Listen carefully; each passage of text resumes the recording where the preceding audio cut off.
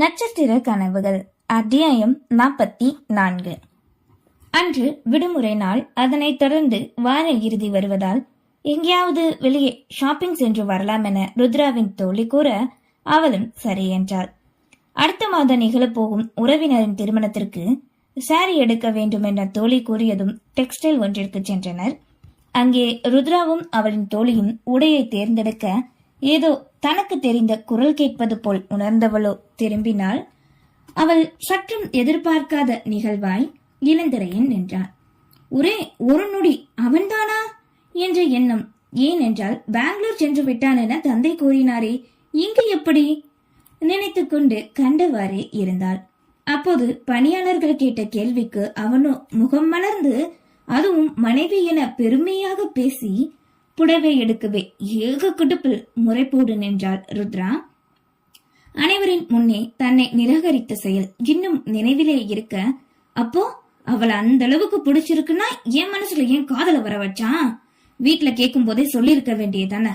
வர்ற ஆத்திரத்திற்கு கொல்லணு போல இருக்குடா உன்ன மனதில் நினைத்து வன்மத்தோடு பார்த்தவாறே இருந்தாள். ஹே, யாரடி அது?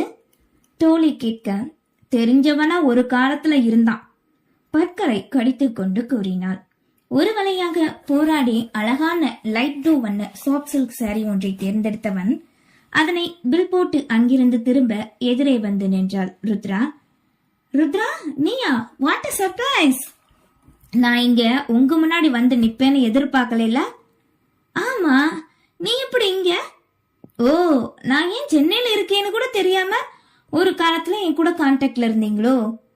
முறைப்போடு கேட்கவே வார்த்தையின் வித்தியாசம் உணர்ந்து கொண்டான். சாரி, நீ இங்க படிக்கிறீல, மறந்தே போயிட்டேனா? பின்ன மறக்காம எப்படி இருக்கும் இளந்திரையன்? மனசு முழுக்க வேற எண்ணங்கள் இருக்கிறது இல்ல. ஹே ருத்ரா, எதுக்கு இப்படி பேசுற? வேற எப்படி பேசணும்?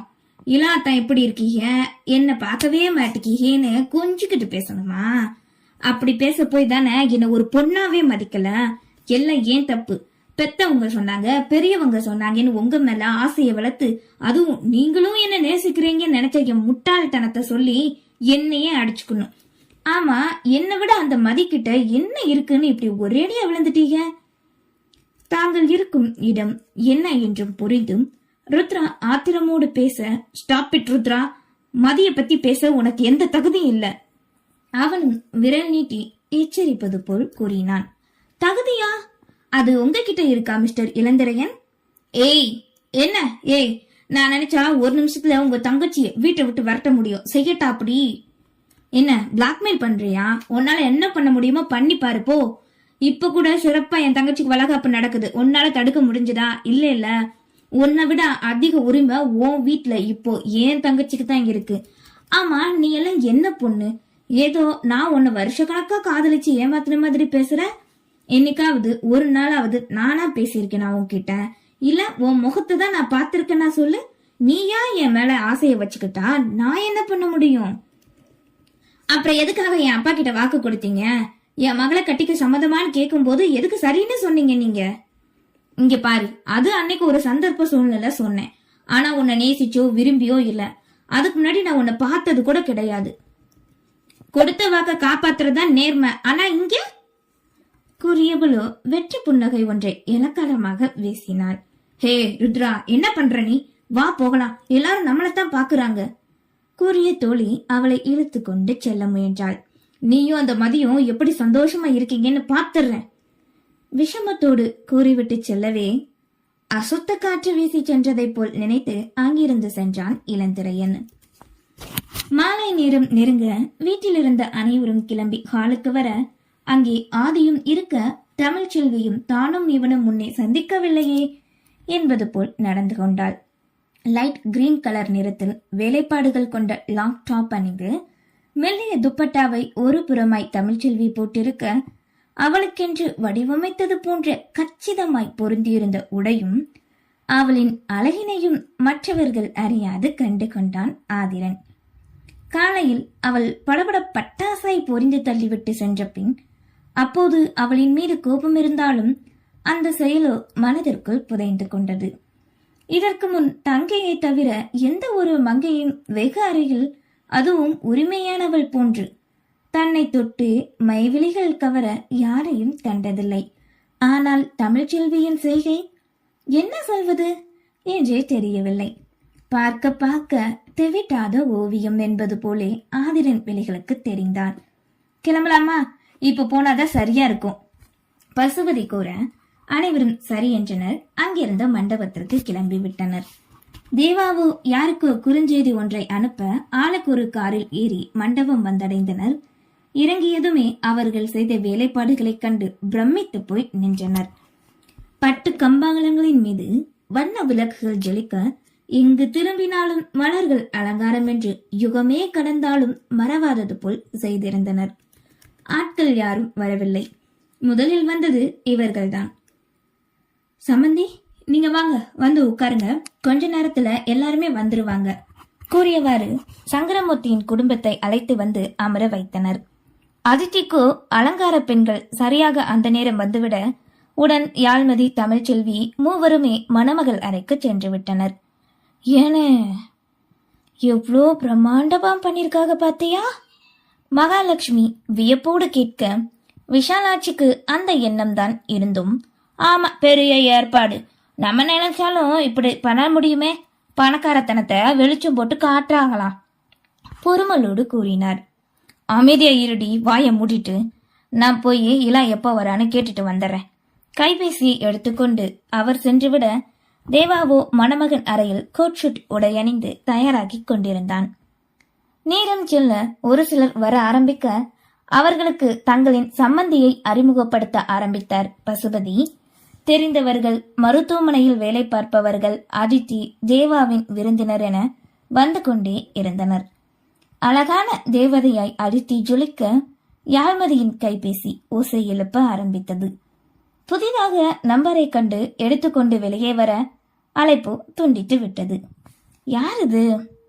யோசனையோடு அதனை கண்டு நடக்க திடீரென யாரோ கரம் பற்றி தன்னை பின்னே இழுக்கும் உணர்வு.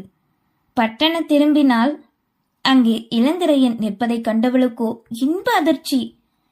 இல்லாமாமா ஆசையோடு அழைத்தவளோ பட்டன அவனின் இடையோடு கட்டிக்கொண்டு நெஞ்சில் சாய்ந்தாள். ஹே மதி! இதனை எதிர்பாராது ஆசையாய் வருடி கொடுத்தாலும் ஓரமாக நின்றிருந்த தங்களையே தான் காண்பது புரிந்தது. கூச்சப்பட்டவனோ எல்லாரும் பாக்குறாங்கடி என்றதும் விலகியவளோ தலைகுனிய கரம் பற்றி தனியாக அழைத்து சென்றான். ஒரு அறைக்குள் அழைத்து செல்ல கதவினை சாத்திய அடுத்த நொடி அவனை போட்டு மொத்த ஆரம்பித்து விட்டாள். என்னடா இது, இதுக்கு பேசாம வெளியே எல்லாரும் முன்னாடியே இருந்துக்கலாமோ? சுகமாய் வாங்கி கொண்டு நினைக்க, சீட் பண்ணிட்டேல உன்ன, ஃப்ராடு கத்திக்கொண்டே வசமாய் தாக்கவே, போதும் விடுடி என்றவாறு அவளின் கரத்தினை அழுத்த பற்றி தடுத்து பிடித்தான். முடியாதுடா, அதெல்லாம் உனக்கு திமிரு, மவனை இன்னைக்கு நீ செத்துடா. அடிக்கிற சரி, புருஷனுக்கு கொஞ்சமாவது மரியாதை தர்றையாடி, அட்லீஸ்ட் உன்னோட 5 வயசு மூத்தவன் நானு, அதுக்காக பேர் சொல்றத கொஞ்சம் நிறுத்திக்கலாம்லடி. அப்படித்தாண்டா பேசுவேன் என் போண்டா மண்டையா. என்னது? ஆமாண்டா வெண்ண, துரை எல்லார்கிட்டையும் பேசுவாங்களாம், என்கிட்ட மட்டும் பேச மாட்டாங்களாம். இதுல உன் அம்மா என்னையே வார்த்தைக்கு வார்த்தை குத்தம் சொல்லுது. சொல்லி வச்சுக்கோ, அப்புறம் நான் யாருன்னு காட்ட வேண்டியதா இருக்கும் அதுக்கு. ஏ, அவங்க உன் மாமியாரு? யாரு அது? ஆமா, நீ எதுக்கு இப்ப இங்க வந்த? அதுவா, யாரோ என்னைய காணோன்னு தவிச்சு போய் கிடந்தாங்களா, அதான் அப்படி யாருன்னு பாத்துட்டு போகலான்னு வந்தேன். ஆனா யாருன்னு தான் இன்னமும் தெரியல. ஆழமாக பார்த்து கொண்டே கூட முறைப்போடு அவனை கண்டாள். கைய விட்டுடா முதல்ல. முடியாது, விட்டா அடிப்ப. எலி அடிச்சா தாங்கலாம், யானை அடிச்சா தாங்க முடியுமா? என்னது, நான் யானையா? உன்ன பல்லை கடித்தவளோ கையைத்தானே பிடித்தான், கால் இருக்கிறதே. நினைத்த நொடியில் எதிர்பாராது நின்றவனின் முட்டியில் சரியாக உதைத்து விட்டாள். அடியை ராட்சசி! முணுங்கியவனோ கரத்தினை தடுத்து கால் முட்டியை மடக்க, அந்த வாய்ப்பினை பயன்படுத்தி கரத்தினை உருவிக்கொண்டவள் அவனின் நெஞ்சில் கரம் வைத்து பின்னே தள்ளிவிட்டாள். நொடி நேரமே என்றாலும் அவளின் தாக்குதலை கவனித்துக் கொண்ட இளந்திரையன் மனைவியின் கரத்தினை மறுபடியும் பற்றி தன்னை நோக்கி இழுக்க, பின்னே சாய்ந்தவனோ அவளோடு சேர்ந்தே படுக்கையில் விழுந்தான். மலர்கொத்தாய் யாழ்மதியின் முகம் இளந்திரையனின் நெஞ்சில் வந்து விழ அவளின் மொத்த பாரத்தையும் தாங்கியிருந்தான். முகம் சிவக்க கூச்சமோடு அசைந்தவளோ கணக்காக துடிக்கும் இதய துடிப்பென உணர்ந்தான். தன் மேனியிலும் மனதிலும் ஏற்படும் மாற்றம் அவளை என்னவோ செய்ய மெல்ல தடுமாறி விலகி எழ முயல தடுத்து கோர்த்து கொண்டது வலிமைக்கரம். அவனின் முகம் காண தயங்கியவளோ படுக்கையில் கையொன்றி, விடுங்க மாமா கெஞ்சலாய் கூற, என்ன கொஞ்ச நேரம் கொஞ்சம் விடுறேன், கெஞ்சல் எல்லாம் வேண்டாம், கொஞ்சல் தான் வேணும். மாமா விளையாடாதீங்க, விடுங்க, இது மண்டபம், வெளியில எல்லாரும் இருக்காங்க. போராடவே பின்னிடையில் கோர்த்திருந்த கரம் முன்னே இழுக்க மறுபடியும் அவனின் மீதே விழுந்தாள். ஏன் நம்ம ரூம்பா இருந்தா குஞ்சிருவியா என்ன? அவளின் முகத்தை தன்னை நோக்கி இழுத்து வைத்து காணவே, ஏன் இப்படி பண்றீங்க?